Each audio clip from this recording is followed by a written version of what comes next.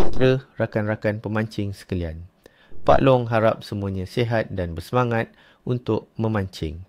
Hari ini, kita akan menyelami ramalan klef ikan untuk tarikh istimewa, iaitu 21 Oktober 2025.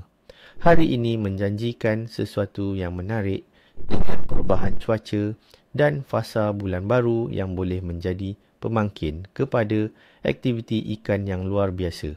Bersiap sedia kerana Pak Long ada beberapa tip rahsia yang akan membuatkan kalian terkejut dengan hasil tangkapan nanti.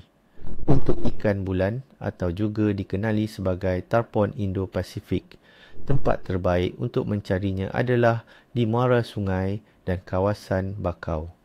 Ikan ini gemar air yang bergerak perlahan dan banyak makanan semula.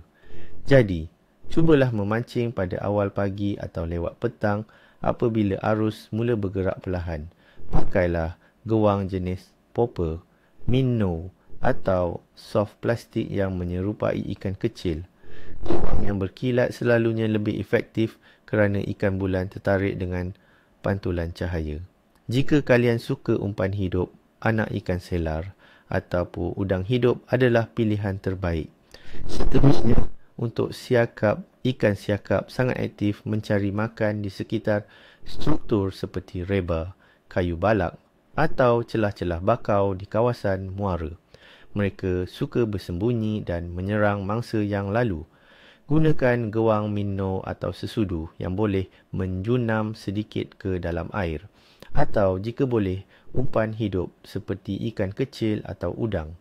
Fokus pada kawasan yang ada pertemuan arus kerana di situlah makanan berkumpul dan siakap akan menunggu dengan sabar. Bagi penggemar pancingan laut dalam, layaran atau ikan layar adalah sasaran kita.